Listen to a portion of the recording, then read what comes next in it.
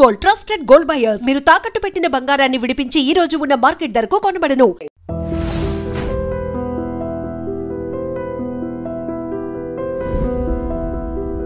తిరుపతిలో అర్చకులుగా పనిచేసిన ఒక అర్చకులు మధ్య చెప్పింది ఒక మాట వీడియోలో నేను చూసాను. ఏంటంటే తిరుపతి హుండీలో డబ్బులు వేయకండి, అక్కడంతా దుర్మార్గం జరుగుతుంది అని చెప్పని ఒక స్టేట్మెంట్ ఇచ్చారు ఆయన.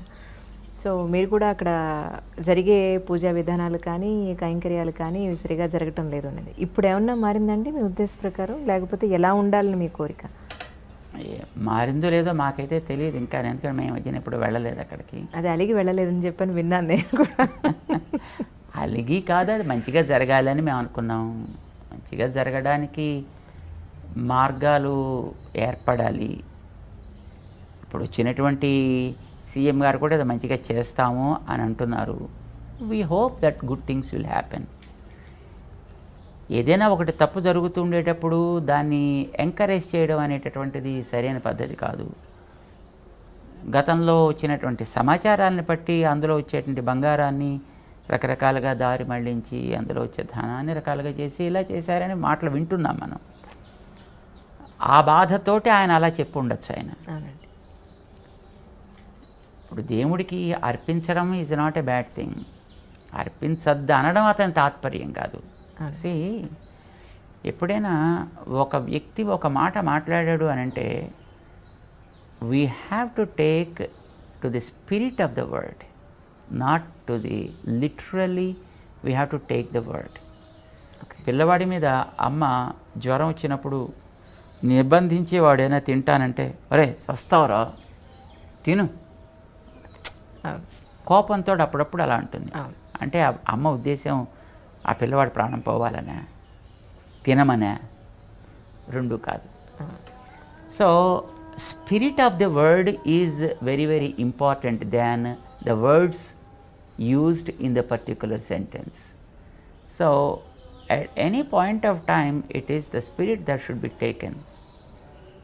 ఆయన చెప్పడంలో కూడా తాత్పర్యం ఏమై ఉండొచ్చు? దుర్వినియోగం అయిపోతుంది. ఇలాంటి దుర్వినియోగం అవ్వడానికి వేసే వాళ్ళందరూ యొక్క శ్రద్ధ, వాళ్ళు విశ్వాసంతో వాళ్ళు వేస్తున్నారు తెలియక. అంచేత దాన్ని దుర్వినియోగం అవుతోంది కనుక దుర్వినియోగం కానివ్వద్దంటే మీరు వేయకుండా ఉంటే దాంట్లో దుర్వినియోగం అయ్యే అవకాశం ఉండదు కనుక అలా వేయొద్దని ఆయన అని ఉంటాడు.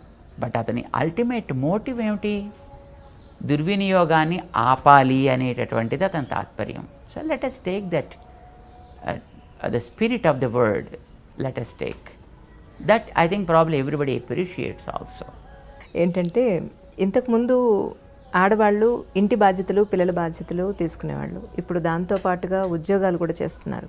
అంటే చేయాల్సిన అవసరం ఉన్నవాళ్ళు కొంతమంది, ప్యాషన్ కోసం చేసేవాళ్ళు కొంతమంది, డబ్బు కోసం మాత్రమే చేసేవాళ్ళు కొంతమంది. ఇందులో కూడా చాలా రకాలు ఉన్నాయి.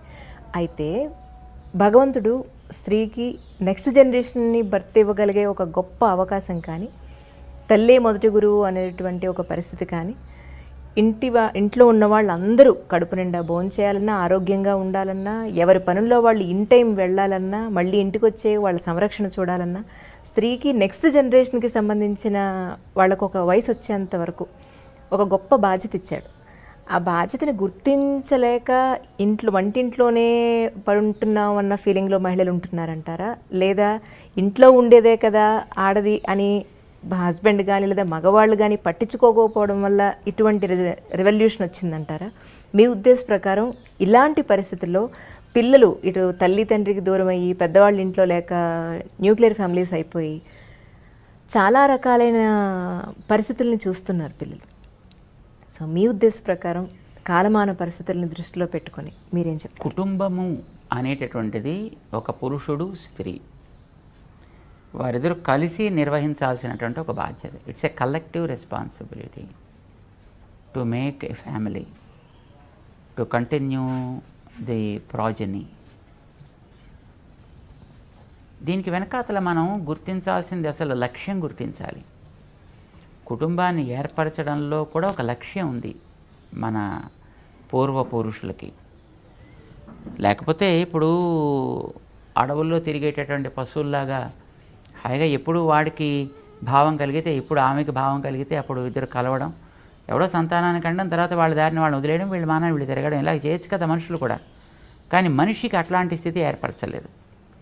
మనిషికి ఒక కుటుంబము, ఒక బాధ్యత, ఒక పరంపర ఇవి ఏర్పడ్డాయి. కుటుంబ వ్యవస్థ ఈవేళ మనం చూసేటటువంటి భారతీయ వైదిక కుటుంబ వ్యవస్థ అనేటటువంటిది మంచి ప్రాక్టీసెస్ కోసం ఏర్పడ్డది. మంచి ప్రాక్టీసెస్కి ధర్మము అని పేరు. ఏది వ్యక్తికి, వ్యక్తి ద్వారా కుటుంబానికి, కుటుంబం ద్వారా సమాజానికి, సమాజం ద్వారా ప్రకృతికి ఏది అనుకూలమైనటువంటి ప్రాక్టీస్ ఉంటుందో దానిని ధర్మము అని పేరు పెట్టారు. దాన్ని ధర్మం అంటే ఉపదేశాలు చేసేది కాదు. No, it is not something lies in the books also. It is a good practice that comes from person to the person by word of mouth. ఇలాగ రావడానికి ఒక వ్యవస్థ, పురుషుడు స్త్రీ కలిసి ఒక లక్ష్యం కోసం జీవించడం. Not just sharing the life is the purpose of the marriage. Sharing the life you can get anywhere, right? అంచేత కేవలం జీవిత భాగస్వామ్యం అనేటటువంటిది కష్టసుఖాలు పంచుకోవడం కోసమనే కాదు, నమ్మినటువంటి ఆచార విచారాలని కొనసాగించేటటువంటి జనరేషన్ని తయారు చేయడం కోసం. ఈ జనరేషన్ తయారు చేయడం అనే లక్ష్యం వచ్చేటప్పటికి ఒకరు ఆర్జించాలి, ఒకరు దాన్ని ప్రిజర్వ్ చేయాలి, యూటిలైజ్ చేయాలి.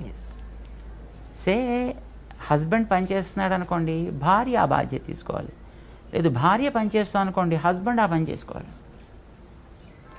ఓకే. ఇప్పుడు అమెరికా లాంటి దేశాల్లో పాపం ఈ బాధ్యత గుర్తించి ఒకళ్ళు పనిచేస్తే ఇంకొకళ్ళు బాధ్యత తీసుకుంటున్నారండి. ఇక్కడ ఉండేటప్పుడు పాపం మగవాళ్ళకి అసలు గలగిన ఆడవాళ్ళకు కూడా అనుకోండి, వాళ్ళు ఒంటింటి మొహం కూడా తెలియకపోయినా అక్కడికి వెళ్ళిన తర్వాత పాపం ఒంటిల్లే కాదు పాత్ర శుద్ధి చేసుకోవడం కూడా మగవాళ్ళు కూడా చాలా చక్కగా మంచి ఎక్స్పర్టీస్ అక్కడ కూడా వాళ్ళు సంపాదిస్తున్నారు. అంట్లు తోమడానికి పేరు పెడితే బాగుండేది కనుక డిష్ వాష్ అని పేరు పెట్టారు దాన్ని. మొత్తానికి ఆవిడ పనిచేస్తే ఈయన ఈ బాధ్యత చూస్తాడు, ఈయన పని చేస్తే ఆవిడ ఆ బాధ్యత చూస్తారు, ఇద్దరు పని చేస్తే ఇద్దరు వచ్చి పని చూసుకుంటారు. Correct. Need made them to understand their own roles and responsibilities. Perfect sir. మన దేశంలో దురదృష్టం కొద్దీ ఆ బాధ్యతను మర్చిపోయారు. మగవాడు మర్చిపోయాడు, స్త్రీ కూడా మర్చిపోయింది. మగవాళ్ళు డామినేట్ చేసే కొంతకాలం ఇక్కడ సాగినటువంటి విధానం వల్ల వీళ్ళు ఆడే మాటలకి, ఎత్తి పొడుపులకి ఆడవాళ్ళు నిజమే మేము ఒంటింటి కుందేళ్ళు అయిపోయాము అనే భావనలోకి వాళ్ళు వెళ్ళారు. ఇది తప్పు రెండు వైపులా ఉంటుంది. ఎప్పుడో రెండు చేతులు కలిస్తేనే చప్పుడు వస్తుంది, ఎప్పుడు ఒకవైపు నుంచి ఎప్పుడు చప్పుడు రాదు. సో కొంత తప్పు వీళ్ళల్లో ఉంది, కొంత తప్పు వాళ్ళల్లో కూడా ఉంది. కానీ ఎక్కడైతే బాధ్యతను గుర్తించినటువంటి వ్యక్తులు ఉన్నారో అక్కడ కుటుంబ వ్యవస్థ చెడిపోలేదు. గుర్తించని చోట yes, maybe it is a single unit, maybe it is a joint family, but disturbances crept in to that families. గుర్తించిన చోట ఎక్కడైనా అది బాగానే ఉంది ఇప్పటికి కూడా. But of course we can see sporadically just here and there, not it's a regular feature that we can observe it evidently. కుటుంబంలో మగవాడికి లేని గొప్పతనం ఆడదానికి ఉంది. ఇప్పుడు ధర్మాన్ని కంటిన్యూ చేయడం అని మనం ఎప్పుడైతే అనుకున్నామో, ధర్మాన్ని కంటిన్యూటీ అనేది సంతానం వల్లనే ఏర్పడాలి. సంతానాన్ని కనగలిగే సామర్థ్యం ఆడవాళ్ళకి తప్ప మగవాళ్ళకి లేనే లేదు. అంటే ఆడవాళ్ళకి భగవంతుడు జనరేషన్ని కంటిన్యూ చేయగలిగేటటువంటి ఒక గొప్ప వరాన్ని ఇచ్చాడు. తన బాధ్యతని ఆడవాళ్ళ చేతుల్లో పెట్టాడు, మగవాళ్ళ చేతుల్లో పెట్టాల. సృష్టి చేసేటటువంటి ఘనకార్యాన్ని ఆడవాళ్ళ చేతిలో భగవంతుడు పెట్టాడు. మరి ఆ చేసినటువంటి సృష్టిని సమర్థవంతంగా తర్వాత జనరేషన్గా అందించాలి అని అంటే it needs a lot of things to be attended to. పిల్లవాడిని చిన్నప్పటి నుంచి నడక నేర్పాలి, నడత నేర్పాలి, మాట నేర్పాలి, ఆచారం నేర్పాలి, చదువు నేర్పాలి, గౌరవించడం నేర్పాలి, వినయం నేర్పాలి, విధేయత నేర్పాలి. సో ఇవన్నీ దాంట్లో నీడ్స్ ఇవి. ఇంత బాధ్యతని ఆఫీసులోకి వెళ్ళి ఉద్యోగం చేసి సంపాదించే డబ్బులతో మనం తేలేము. సెకండ్ థింగ్ ఈజ్ ఇవి నేర్పడానికి ఓపిక కావాలి. బై నేచర్ మగవాడికి ఓపిక తక్కువ, స్త్రీకి ఓపిక మారుపేరు.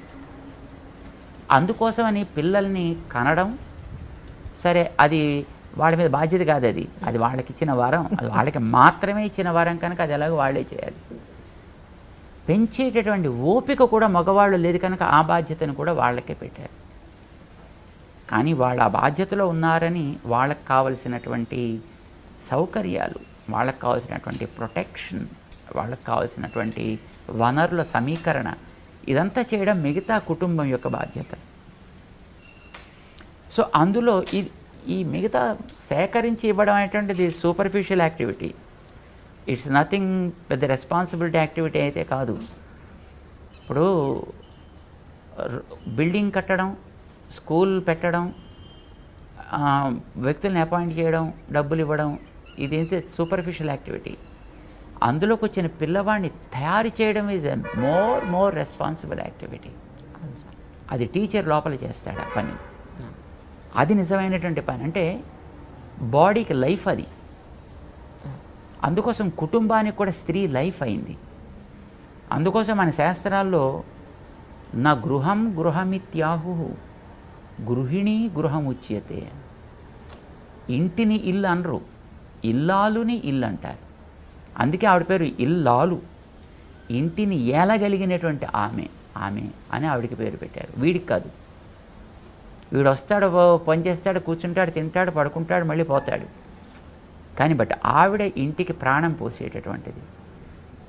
ఈ బాధ్యతని గుర్తించి ఆవిడకి ఇవ్వాల్సినటువంటి మర్యాద, గౌరవము ఇచ్చి ఉండాల్సింది. కానీ చాలా చోట్ల సమాజంలో అది కోల్పోయింది. దాంతో ఆవిడలో ఒక రకమైనటువంటి అసంతృప్తి, ఒక రకమైన తీవ్రవాద ప్రవృత్తి ఏర్పడ్డాయి. సో అది వికృత రూపం ధరించింది ఇప్పుడు ఈవేళ. ఇప్పుడు స్త్రీ బయటికి రావడానికి అభ్యంతరం అయితే ఏం లేదు. తన బాధ్యతను తాను గుర్తించి బయటకు వస్తే పర్వాలేదు.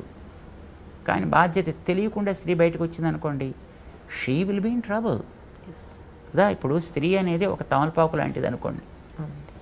తమలపాకును మనం బయట పెట్టచ్చు, కానీ గాలి గట్టిగా వీస్తే అది చిరిగిపోయే ప్రమాదం కూడా ఉంది కదా. So when you are bringing such a delicate stuff to the open yard, you should take precautions to see that it is also able to retain the ups and downs that are happening in the society. Exactly. ఇప్పుడు ఈవేళ మనకి సమాజంలో స్త్రీలు బయటకు వస్తున్నారు. It is okay. వాళ్ళకి తెలివితేటలకి లోటేం లేదు, ఆలోచనకి లోటేం లేదు. కానీ తమని తాము నిగ్రహించుకునేటటువంటి క్యాపబిలిటీ అన్ఫార్చునేట్లీ లేదు. లేదంటే మళ్ళీ అదో పెద్ద డిఫెక్ట్ అని అనుకుంటారేమో. తప్పు కాదు, దానికోసమని మేము అంటలేదు. నాకు అర్థమైంది. By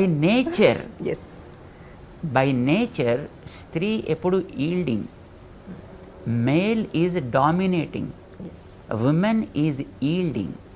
what we call it is feminine quality. It's a feminine quality. There are qualities called masculine qualities and feminine qualities. Masculine qualities don't think that they will be with man. Feminine qualities doesn't mean that they will be with women also. There are some Suryakantams also. So there are some Ramana Reddys also.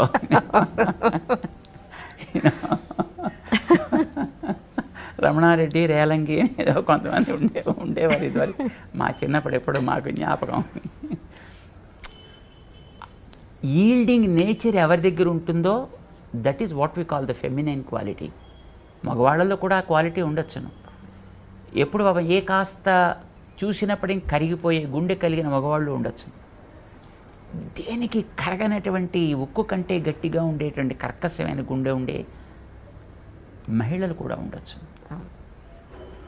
I'm not talking that every మహిళ is like that, every man is like that. What we call it's a feminine quality, it is masculine quality. So feminine qualities are more with female being. మహిళలకి ఆ రకమైన యోగ్యత ఉంది, ఎక్కువ భాగం అలా ఉంది కనుక వారికి తగినటువంటి ప్రొటెక్షన్ ఇవ్వడం అనేటటువంటిది, వారి యోగ్యతకి తగ్గట్టుగా వారికి ఒక బాధ్యతని, జనరేషన్స్ని తయారు చేసే బాధ్యతని ఇవ్వడం అనేటటువంటి సబబు అని మన వైదిక సమాజం గుర్తించి ఈ కుటుంబ వ్యవస్థను ఏర్పాటు చేసింది. ఇప్పుడు ఈవేళ బయటకు వస్తున్నారనుకోండి లేడీస్, వచ్చిన తర్వాత ఇందాక మీకు చెప్పాం కదా, ఈల్డింగ్ అనేది వాళ్ళ నేచర్ అని. ఇప్పుడు కూర్చుని అబ్బా నువ్వు ఇంద్రుడివి, నువ్వు చంద్రుడివి, నువ్వు సాక్షాత్తు మొత్తం ప్రపంచం అంతా ఇక్కడే ఉంది, నువ్వు ఇంత అందం అంత అందం అంటే జనరల్గానే వ్యక్తిలో ఒక రకమైనటువంటి కరిగిపోయే యాటిట్యూడ్ ఏర్పడుతుంది అనుకోండి. Then there are people to abuse that, and then the system gets collapsed. That's what we are facing today unfortunately. దీన్ని దృష్టిలో పెట్టుకుని బహుశా మన వాళ్ళు ఒక వ్యవస్థను ఏర్పాటు చేసి పెట్టారు. ఎగ్జాక్ట్లీ. ఆ వ్యవస్థకి తగినటువంటి గౌరవం ఇవ్వడం అనేటువంటిది అన్ని చోట్ల జరగాల్సింది, కానీ జరగలేదు. ఇదివరకు రోజుల్లో వివాహం అయిన తర్వాత భార్యాభర్త, చిన్నపిల్లలుగానే కదా వివాహాలు జరిగేవి. చిన్నపిల్లలు అంటే నాట్ స్మాల్ కిడ్స్ అని కాదు, ఒక వయసులో సే 25, 30 ఆర్ ఈవెన్ కొంచెం ఇటు అటు ఉన్నప్పటికీ కూడా. ఇప్పుడు మనిషి అన్న తర్వాత అప్పుడప్పుడు కొన్ని సరదాలు ఉంటాయి. సరదాగా వీడు మాట్లాడినప్పుడు ఆమె రిసీవ్ చేసుకోలేకపోవచ్చు, ఆమె మాట్లాడినప్పుడు వీడు రిసీవ్ చేసుకోలేకపోవచ్చు. ఇప్పుడు ఒకసారి ఒకళ్ళు ఎదట వాడిని సర్కాస్టిక్గా ఒక మాట అన్న తర్వాత వాళ్ళ మాట అంటే వీడు అంత దాన్ని స్పోర్టివ్గా తీసుకోగలిగే కెపాసిటీ ఉండాలి. ఆ కెపాసిటీ లేదనుకోండి, ఎదటి వాడిని కూడా వీడు అనకూడదు, కానీ వీడు మాత్రం అనేస్తాడు, అవతల వాడంటే వీడు తట్టుకోలేడు. సో అలాంటి అప్పుడు ఏమవుతుంది, రిఫ్ట్ ఏర్పడుతుంది. ఇదివరకు రోజుల్లో అయితే కుటుంబాల్లో వాళ్ళ తల్లి తండ్రి వాళ్ళ పక్కన ఉండేవారు. తాత్కాలికంగా కోపతాపాలు ఆవేశాలు వచ్చినా ఆ పెద్దవాళ్ళు ఉన్నారనే గౌరవం చేతో మర్యాద చేతో చెయ్యి జుట్టు దాకా వెళ్ళేది కాదు. ఎక్కడో కాస్త అడ్జస్ట్ అయ్యి ఉండేవాళ్ళు. తర్వాత ఎప్పుడో ఇద్దరు కలిసినప్పుడు ఎప్పుడైనా కొట్టుకునేవారు తిట్టుకునేవారు మనకు తెలియదు. అట్లీస్ట్ బయటకు వచ్చినప్పుడైనా కాస్త మంచిగా ఉండడానికి వాతావరణం పెద్దవాళ్ళు ఉండడం వల్ల అది తోడ్పడేది. See now what happened is they are migrated to cities or to the offices. అక్కడ ఎప్పుడైనా చిన్న కోపం వచ్చిందనుకోండి, there is no protection for them. ఇప్పుడు అమ్మో నాన్నో అమ్మమ్మో తాతో ఎవరో ఒకళ్ళు ఉంటే కనీసం వాళ్ళు ఎవరే నాన్న ఇలా ఉండరా ఇలా ఉండమ్మా అని చెప్పడానికి అవకాశం ఉండేది.